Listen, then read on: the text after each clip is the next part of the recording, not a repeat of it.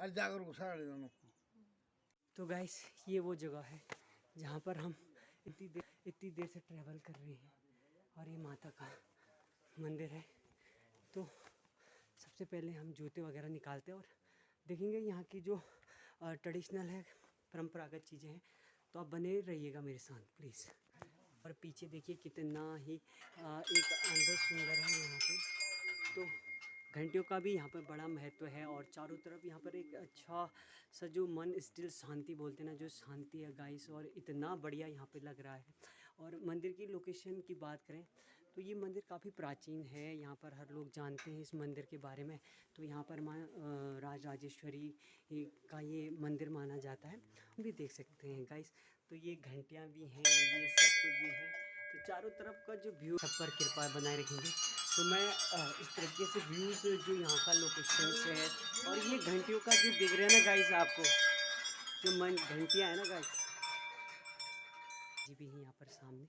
तो घंटियाँ जो यहाँ पर दिख रही है ना आपको गाइस, ये घंटियाँ एक होता है कि उत्तराखंड में ट्रेडिशनल इच्छाएं होती हैं, लोग मदद मांगने के लिए आते हैं। तो उस वजह से, और जो ये घंटियाँ चढ़ा रखी हैं, ये प्रतीक होता है कि आज भी उत्तराखंड के लोग देवी देवता पर कितना विश्वास करते हैं। माँ भगवती आप पर आशीर्वाद आप पे सदा बनाए रहेंगी, ऐसी उम्मीद करते हैं। ये घंटियाँ देखिए, तो ये एक बिलीव है कि मिरेकल होते हैं, आज भी चमत्कार होते हैं। तो हम उत्तराखंड वाले क्योंकि मंदिर से तो अच्छा नाता रहता है। और बगीचा देखिए फूलों का, एक जो मंदिर का होता है ना, एक प्रांगण बोलते हैं जिसको, यहाँ पर स्टिल है, शांति है। और मैं काफ़ी घबराया हुआ हूँ ऑब्वियसली, क्योंकि लगता है डर, नई जगह है। तो ये एक सुंदर सा व्यू है जो, ठीक है। तो फैसिलिटी अच्छा है। हाँ हाँ हाँ। तो दादी कह रही थोड़ा उनको इन चीज़ में कम नॉलेज है, ज्ञान कहते हैं, क्योंकि है होता पता पर उस बेसिक चीज़ें नहीं हो पाती हैं पता। तो हम इसके बाद थोड़ा देर में अब मंदिर को दिखाने के बाद आपको बढ़िया से एकदम जो हैं पुजारी जी से, उनसे जितनी भी नॉलेज होगी थोड़ा बहुत, अगर हम कहीं चीज़ जाते तो वहाँ पर होना बहुत ज़रूरी है। तो कहीं ना कहीं एक शांति है यहाँ पर, और माता का अब थोड़ा इसे पढ़ेंगे और देखेंगे इसके बारे में क्या क्या यहाँ पर कुछ सूचना दे रखी है कि कब से कब हुआ था। तो आप देख लेगा। अभी हम थोड़ा जो मंदिर के पुजारी जी हैं, पुरोहित जी हैं, उनसे भी बात करेंगे थोड़ा यहाँ की डिटेलिंग।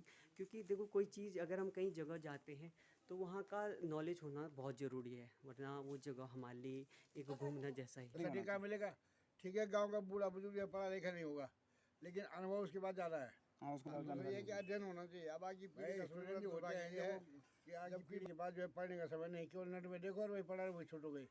परीक्षा पास करना तो और चीज़ भाई। गढ़वाल में वो भाई महेंद्र शर्मा बैठवा जी की, अच्छा, नहीं मिलेगी आपको बाजार में, नहीं मिलेगी ना, बाजार में नहीं मिलेगी ना। महेंद्र शर्मा का बैठवाल का पढ़ो ना इतिहास। हर किसी रतुड़ी का तो बहुत बात का है। अच्छा, रतुड़ी का प्रमाणिक इसलिए मानते हैं कि रतुड़ी जी वजीर थे। इन्होंने जो लिखा वो सही लिखा होगा। पत्थर है एक, शिलालेख जी। अजय पाल को धर्म पाठ हो भंडारी करो एक। मैंने उस पर फोकस कर रखा है। अच्छा, हाँ, बड़े वीडियो। आम लोग जो है फैशन हो गया है, सोशल मीडिया का हो गया ना, तो लोग जो देखते हैं कि हाँ इसी का सही होगा, इसी का सही होगा, हिस्टोरिकल बोलना आप जड़ पे ये बात। मैं तो बहुत दिन जी जी जी। तो आपका कहना ये है कि मतलब लोगों को बेसिक जानकारी नहीं है ना। गलत हमारे जो पुजारी जी उनका कहना है कि लोग यूट्यूबर आ रहे हैं आजकल के बच्चे आते हैं या हमारे जैसे, जो कि एकदम से कुछ और बोल देते हैं, जो कि इतिहास कुछ और बोलता है। तो पुजारी जी का कहना है कि पहले आप हिस्ट्री को जानो। या हम अभी यहाँ पर पुजारी जी हैं, वो हमें कुछ मंदिर के ऐतिहासिक जो उसका कल्चर रहा है, जो ट्रेडिशनल रहा है, उसके बारे में कुछ। तो ऐसा है बेटा, मेरा नाम है कुंजिका प्रसाद उनियाल, मैं मुख्य पुजारी माँ श्री राजराजेश्वरी सिद्धिपीठ देवलगढ़ जी, और सेवानिवृत्त शिक्षक भी हूँ। ठीक। तो आपने देवल के विषय में पूछा है, तो बेटा गढ़वा हिमालय बोल रहे हैं दिलगोड़, दिलगोड़ का मतलब दिल बने हृदय और गोड़ बने गढ़। अच्छा, जो जगह राजा के हृदय में बसी हुई हो, जो प्रजा के हृदय में बसी हुई हो, उस जगह का नाम दिलगोड़। अच्छा, और पवाड़ों और जागरों में जो इसको धौलागढ़ कहा गया है। जैसे घिरेली माता तिरु धौलागढ़, ये वही धौलागढ़ है। हाँ तो धौलागढ़ इसलिए बोलते हैं बेटा, पहले यहाँ देवगढ़ के आसपास जितने भीड़ पाखंड आप देख रहे हैं, घाटियाँ चोटियाँ देख रहे हैं, यहाँ धौला नाम की लकड़ी बहुतायत होती थी। और धौला के फूल जो है जेठ से चैत बैसाख तक खिलते थे, वो लाल पूरे ढोड़े जो है ये खेत खूद जब लाल हो जाते थे। तो धौला के फूलों का भी जो है यज्ञ में बड़ा महत्व है। और धौला की लकड़ी जो थी वो यहाँ पीठों में हवन के काम आती थी। तो धौला लकड़ी की बहुतायत के कारण भी इस स्थान को जागरों में धौलागढ़ कहा गया है। गढ़वाल में इसको द्यूलगढ़ भी बोलते हैं। द्यूल शब्द जो है गढ़वाल से, द्यूल शब्द। और हिंदी में बोलेंगे हम तो देवल आएगा। छोटे मंदिरों को देवल कहा जाता है। जैसे प्रत्येक गांव में आप जाएंगे, नागर जी का देवल, नरसिंह का देवल, भैरव का देवल, हनुमान जी का देवल, घंटाल का देवल, हिट का देवल, सिद्धपाल का देवल। तो देवलगढ़ में बहुत सारे देवल थे पहले, मंदिर। उन देवलों की अधिकता के कारण इसको देवलगढ़ कहा गया। और गढ़वाई में इसको द्यूलगढ़ कहा गया। ठीक है। अब आते हम इतिहास की ओर जी। हमने जितनी भी किताबें पढ़ी हैं इतिहास की, तो उनमें ये आता है कि किंवदंती है कि कांगड़ा हिमांचल से आए किसी राजा देवल ने जो है इस स्थान पर शक्ति उपासना की थी, इसलिए इस स्थान का नाम उनके नाम से देवलगढ़ पड़ा। अच्छा। अब उसके बाद जब अजयपाल का नाम आता है गढ़वाल के इतिहास में, तो गढ़वाल के इतिहास में अजयपाल महाराज का बड़ा भारी योगदान रहा है। ये बताया जाता है, इतिहास में लिखा हुआ है कि राजा अजयपाल चांदपुर गढ़ी से यहाँ आए थे जी। किन परिस्थितियों में आए थे? तो ऐसा कहा जाता है कि कुमाऊं के राजाओं के साथ में गढ़वाल के राजाओं की हमेशा लड़ाई होती थी। गढ़वाल की राजधानी तब जो थी चांदपुर गढ़ी हुआ करती थी, और बार बार वहाँ पर जो है वो चांदपुर गढ़ी पे आक्रमण करती थी, लूटपाट होती थी, कई लोग मारे जाते थे। तो कहते हैं कि 1506 या 1512 के आसपास चंपावत की सेना ने जो है आक्रमण कर दिया चांदपुर गढ़ी पे। राजा जयपाल भाग गया, मतलब उसकी सेना छिन्न भिन्न हो गई, और ऊंची चोटी पे जाके उसने अपने प्राण बचाए। तो ऐसा कहा गया है कि वो ऊंची चोटी पे चले गया और एक टांग पे भोले शंकर, जहाँ से केदारनाथ की चोटी दिखाई देती थी, उसने वहीं से भगवान भोले शंकर का ध्यान लगाना शुरू किया। हे भोले शंकर, कखमुरी छतु में राजपाट चल गए। तो साहब सत्यनाथ भैरव के रूप में जो है वहाँ पे भोले शंकर प्रकट हुए। उन्होंने राजा से कहा भाई कि मैं सत्यनाथ के रूप में हूँ, बोल क्या चाहिए? उसने कहा महाराज में तो सब कुछ चला गया है। तो ऐसा कहा जाता है कि उन्होंने अजयपाल को अपने कंधे पे उठाया, शरीर बढ़ा दिया अपना। अच्छा। काफ़ी ऊपर तक शरीर बढ़ गया। तो राजा डर गया, राजा ने कहा महाराज नीचे उतारो। तो उन्होंने कहा भाई ठीक है मैं नीचे उतारता हूँ, लेकिन तू देख अपनी चारों दिशाओं में, जहाँ तक तेरी दृष्टि जाएगी वहाँ तक तेरा राज होगा। ये वरदान है तेरे लिए। नीचे उतारा। उसके बाद सत्यनाथ के आदेश पर ही अजयपाल चांदपुर गढ़ी से उन्नत श्रीयंत्र ला करके डोली पर सजा करके और तब देवगढ़ आया। देवगढ़ में उसने ये मकान बना के तीसरी मंजिल में श्रीयंत्र की स्थापना कर दी। बीच की मंजिल में राज परिवार रहा करता था, तीसरी मंजिल में सिपाही रहा करते थे, और नीचे गौरव मंदिर के पीछे सत्यनाथ पीठ की उन्होंने स्थापना करी। ठीक आ गया। तो राजराजेश्वरी जो पीठ है बेटा, इसको जागृत सिद्धपीठ कहा जाता है यहाँ, क्योंकि यहाँ पर एक तो अखंड ज्योति की परंपरा है और दूसरा जो है दैनिक हवन की यहाँ पर परंपरा है। ठीक है। और जिस प्रकार नवदुर्गाएँ हैं जी, प्रथम शैलपुत्री ब्रह्मचारिणी चंद्रघंटी कुष्मांडी चतुर्थम पंचम स्कंदमाती षष्ठम कात्यायनी सप्तम कालवती महागौरी चाष्टम नवम सिद्धिदात्री। उसी प्रकार 10वां विद्या है काली, तारा, षोडशी, भैरवी, भुवनेश्वरी, मातंगी, धूमावती, बगलामुखी, छिन्नमस्तर, कमला। तो 10वां विद्या में जो तृतीय महाविद्या षोडशी है उसको जो है कामेशी भी कहा गया है, उसको ललिता भी कहा गया है, उसको बाला त्रिपुरा सुंदरी भी कहा गया है, उसको महात्रिपुर सुंदरी भी कहते हैं। उसी को जो है राजश्री कहा गया है, उसी को षोडशी कहा गया है, ये सब उसी के नाम है। ठीक है जी जी। और उसका मंदिर यहाँ पर ये सिद्धिपीठ, ये गढ़वाल में भगवती राजश्री का ही मूल पीठ है। अच्छा, मूल पीठ। इस पीठ में राजश्री के साथ में महेश मदनी की स्थापना है और बाला त्रिपुर सुंदरी की स्थापना है, बटु भैरवनाथ जी की स्थापना है, श्री यंत्र की स्थापना के साथ साथ महेश मदनी यंत्र, महाकाली यंत्र की स्थापना है और कामेश्वरी कामाख्या भगवती के यंत्र की स्थापना है। तो यहाँ पर जो है यंत्र प्रधान पूजा की जाती है। कालांतर में यहाँ पे कुबेर यंत्र की स्थापना हो गई, महालक्ष्मी यंत्र की स्थापना हो गई। तो यहाँ पर यंत्र प्रधान पूजा का विधान है और बहुत दूर दूर से लोग, भक्त लोग जो है आकर के यहाँ पर भगवती आकाश वाली के लिए आते हैं, उनकी मनोकामना पूर्ण होती है जी। अब आपने पूछा था किस किसी देवी ऐसा भी, तो बेटा राज खानदान से संबंधित जो ठाकुर है मूल रूप से उनकी कुल देवी है। अच्छा, हम तो पुजारी हैं।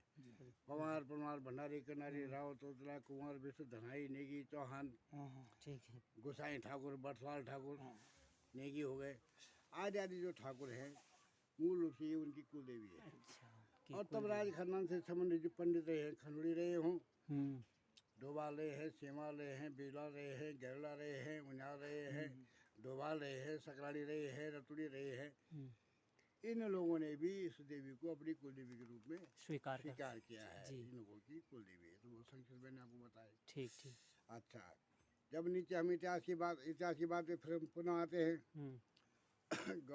क्योंकि देवगढ़ की स्थापना के संबंध में इतिहासकार एक मत नहीं है। मत भिन्नता है। तो जो वहाँ पे पत्थर लगा हुआ है लक्ष्मण मंदिर के बगल में, उस पर लिखा हुआ है अजयपाल को धर्म पाठो भंडारी करो एक। इसका इतिहासकार जब विश्लेषण करते थे बताते हैं कि साहब पहले गढ़वाल में ड्यूल पाठा हुआ था। ड्यूल पाठा होता है जब देवता नाचते हैं तो पाठा में अनाज भर के दीवा जगह जाते हैं, ड्यूल पाठा बोलते हैं। पहले वो लकड़ी का होता था, लकड़ी का होता था। हाँ, वो लकड़ी का पाठ होता था, लकड़ी पात। हाँ। और उसमें विनिमय पैसा नहीं था, अनाज का ही आपस में अदला बदली होती थी। अगर राज्य कर के रूप में देना अनाज पाठे में जाता था। ठीक ठीक। और अगर जनता को बांटना है अनाज राजा ने तो पाठे से बांटना है, और गांव से जो आता था उसी पाठे से आता था। लेकिन किसी गांव का पाठा छोटा होता था, किसी में बड़ा होता था, तो उसमें जो है घबला की सम्मान होती थी। तो कहते हैं कि हाँ, तो राजा जयपाल ने जो है उसकी जगह कंगनलाल पाठे का प्रचलन चलाया। अच्छा, कंगनादार तांबे का। आज भी गांव में अगर आप जाएंगे तो वो पाठा मिल जाएगा आपको। ठीक है, तो उससे ही जो है अदला बदली अनाज की होती थी। मैं तुम्हें 4 पाठा झोंगरा दी, दी पाठा सटे दो, तुम्हें जो 6 पाठा झोंगरा दे दी। ठीक ठीक। हम तो इनका पाठा फलची जोला अदला बदली होने। तो राजा जयपाल ने बहुत समझदारी का काम करते हुए जो है यहाँ पर जो धर्म पाठा था उसको धर्म पाठा कहा गया है। इसे छोटा बड़ा नियमों से धर्म पाठा उसका पता राजा जयपाल की। उस लेख के आधार पे, भाषा लिपि के आधार पे, पत्थर की गुणवत्ता के आधार पे ये कहा जाता है कि वो लेख राजा जयपाल के जमाने का ही है। वहाँ पे मूर्ति बनी राजा जयपाल के और भंडारी की। तो ऐसा कहते हैं कि वो राजा कह रहा है बोले कि जो मेरा धर्म पाठा है वो भंडारी के यहाँ रखा हुआ है। अभी भी है लेख वहाँ पे। अच्छा। देख सकते हैं आप। दूसरा लेख बेटा समाधि में सामने शिलालेख, समाधि के सामने, समाधि ऊपर है एक लेख। उसमें लिखा है संवत 1786 के फागिन मासे दिन 4 गते पीर श्री शिवनाथ जी की गुमटी लगा। अच्छा, गुमटी। तो धीरे धीरे जो है भाषा बोली का विकास हुआ है। सुधार हुआ है उसमें। लेकिन लोगों का कहना ये है कि राजा अजयपाल का जो ये लेख है गढ़वाल के लेख, तो गढ़वाली बोली के विकास में अजयपाल के लेख का बड़ा महत्व माना गया है। ठीक है, और ये जो दोनों लेख है ये गढ़वाल भाई देवगढ़ के इतिहास की जो है बहुत सुंदर। देवगढ़ में बेटा यहाँ समाधियाँ भी हैं, गुफाएं भी हैं नीचे। लेकिन वहाँ आम रास्ता नहीं है, वहाँ जाने का प्रयास मत करना, फिसल जाएगा कोई तो बहुत चट्टान में गिर जाएगा नीचे। तो कहते हैं कि सामरिक दृष्टिकोण से अजयपाल यहाँ बसा। ऊंची चोटी पे 6 घाटियाँ जो है दक्षिण दिशा को थी, 6 घाटियाँ नीचे के लिए थी, बाद में लोगों ने तोड़ तोड़ के अब सब मकान बन गए हैं, क्योंकि उस समय जो है दूर से दुश्मन दिखाई देता था। दूसरी बात आपने देखा होगा कि आसपास जो गांव बसे हुए हैं, ऐसी जगह पर राजा बस यहाँ से एक आवाज़ मारो तो जोगड़ी, सुरा गाँव, कटाखोरी, कोठा, यहाँ तक सारी आवाज़ गवन तक जो आवाज़ चली जाएगी, यहाँ से आवाज़ चली जाएगी। अच्छा। तो ये सामरिक दृष्टिकोण से भी जो था, यह स्थान ऊंचा था जहाँ से दुश्मनों पर नजर रखी जा सकती थी। तो राजा यहाँ पर आकर के बसा है।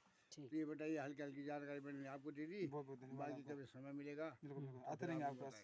तो अभी धन्यवाद आपका जो आपने हमें इतनी सारी जानकारी दी। पंडित जी से बात हुई हमारी, मंदिर तो अभी हमने जो मंदिर के पुरोहित जी थे या कह सकते हम पुजारी जी थे, तो उनसे हमने बहुत सारी ज्ञान की बातें की। अजय पाल जी थे, उन्होंने किस प्रकार से गढ़ का निर्माण किया था। उसके चलते चलते यहाँ पर जो विभिन्न मंदिर थे उनके साथ जो स्थापनाएं हुई थी उसके बारे में भी उन्होंने ढेर सारी जानकारी बताई। उन्होंने ये भी कहा कि यहाँ पर आने वाले बाहर के नए नए जो यूट्यूबर्स हैं या जो भी वीडियोस बनाते हैं, तो वो क्या करें, बिल्कुल नॉलेज के साथ। होता ना कि जब तक आपके पास नॉलेज नहीं है तो आप उन चीज़ों को एक्सपोज ना करें, क्योंकि इससे क्या होता है, हिस्ट्री की कोई चीज़ें होती है तो इसमें गलत नॉलेज या कह सकते हैं कोई दूसरी चीज़ ट्रांसफ़र हो जाती हैं। तो उनका मानना है, वो उनका कहना भी है कि अगर आप वीडियोस वगैरह या कोई चीज़ बनाते हो तो उसमें प्रॉपर जानकारी देना बहुत ज़रूरी है। तो यहाँ पर जो अभी कुछ देर बाद हम यहाँ पर थोड़ा मंदिर का आपको व्यू दिखाएंगे कि किस तरीके से व्यू है, क्योंकि ये हैं, ये एक तरफ थी और इसके बाद हम चलेंगे कि यहाँ का जो लोकेशन है व्यू और पॉइंट की तरफ से वो भी बहुत बढ़िया है। तो छोटी छोटी चीज़ों को देखने का, समझने का हमारे पास होना चाहिए, क्योंकि धीरे धीरे आज क्या हो रहा है, लोग नॉलेज हो रहा है, Google, YouTube, Instagram, social media पे बहुत सारी चीज़ें हमें देखने को मिल जाती हैं, मगर कुछ चीज़ें ऐसी होती है जो रहस्यमयी बातें होती हैं। तो उन चीज़ों में क्या होता है, इंटरेस्टेड होना बहुत ज़रूरी है। हमें अपने जो हिस्ट्री के प्रति थोड़ा सा झुकना पड़ेगा, क्योंकि हम उत्तराखंड वाले हैं, तो ये चीज़ें बहुत ज़रूरी हैं। तो चलो लेके चलता हूँ मैं तुम, अब थोड़ा मंदिर का जो दृश्य है, जो चारों तरफ का एरिया, वो दिखाता हूँ। तो गाइस, हम तो फाइनली माँ भगवती का दर्शन करेंगे, जो कि ऊपर है, माँ भगवती का निवास स्थान है। तो आइए चलते हैं, हम ऊपर दर्शन करते हैं और माँ का आशीर्वाद लेते हैं।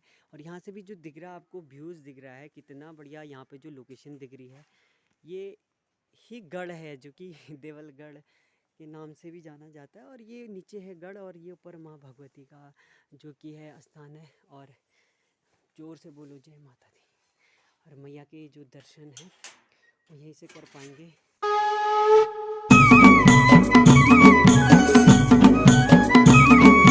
गाइस, ये बहुत ही बढ़िया मोमेंट है मेरे लिए, क्योंकि मैंने आज से पहले इतना बढ़िया जो ब्लॉग है वो मैं नहीं कर पाया था। आज मुझे मौका मिला है, तो मैं आपको मंदिर की तो फ़ोटो नहीं दिखा पाऊँगा, क्योंकि पुजारी जी का मानना है कि ये यहाँ पर नहीं होता है। तो हम भी उस हिसाब से चलेंगे, क्योंकि जितना हमसे था, तो ये थोड़ा सा लोकेशन है अंदर की, आप लोगों ने देख लिया होगा। और यहाँ से गाइस जो व्यू दिखता है ना, कि आप यकीन नहीं कर पाओगे, इतना सुंदर व्यू है कि मतलब मन करता है यहीं रुकने का। तो शायद कुछ चीज़ें हैं, तो ये सामने का जो व्यू है तो आपको दिखाता हूँ कुछ देर के बाद, बस आप गाइस बने रहिए।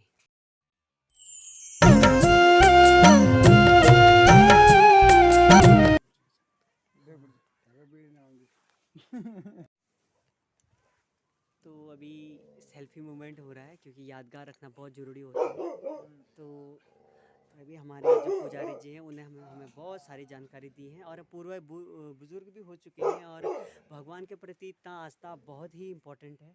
तो इस मोमेंट को मैं कैप्चर ज़रूर करना चाहूँगा।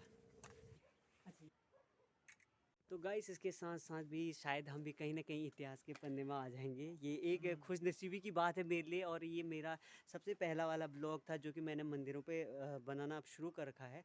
तो इनके द्वारा, ये एक इतिहासकार भी, इन्होंने बहुत सारी पत्रिकाएं लिखी, बहुत सारी हिस्ट्री लिखी, क्योंकि आज से नहीं, काफ़ी टाइम से ये लिख रहे हैं, क्योंकि आज धीरे धीरे अब इनकी भी उम्र हो चुकी है। जो हमारे पुजारी जी हैं, ये टीचर्स भी हैं, और साथ साथ में इन्होंने भी रिटायरमेंट लेके अभी माता के शरणों में हैं। तो माँ भगवती जगत जननी से मैं इनकी स्वास्थ्य की कामना, जिनके साथ जो खुद ही मतलब माता रानी की सेवा है, उन्हें क्या हो सकता है।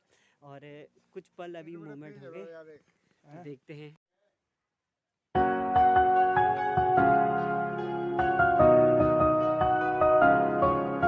गाइस, गाइस, तो आपको अच्छा लगा होगा ब्लॉग, आपको पसंद आया होगा। तो यार अगर ब्लॉग आपको अच्छा लगा, तो ये सारी चीज़ें आपको अच्छी लगी, तो प्लीज़ सब्सक्राइब ज़रूर करें, शेयर ज़रूर करें, कमेंट ज़रूर करें और जय माता दी ज़रूर लिखें। तो करते हैं आज का ब्लॉग का एंड यहीं पे, और आपको अच्छा लगा होगा क्योंकि टाइम भी बहुत हो गया है, तो हमें अभी निकलना है श्रीनगर की ओर। तो जाने में लग ही जाता है टाइम। तो करते हैं आज का इस ब्लॉग का एंड, मिलते हैं आपको एक नई वीडियो के साथ। फिर एक बार सेकंड में यहीं पे मिलेंगे, क्योंकि यहाँ पर कुछ और पूजा होगा, तो उस टाइम पे मैं सेकंड ब्लॉग यहीं का पार्ट आपको लेके लाऊंगा। तो मिलते हैं एक नई वीडियो में, तब तक के लिए थैंक यू, बाय। और सब्सक्राइब जरूर करें नानू चैनल को। बाय।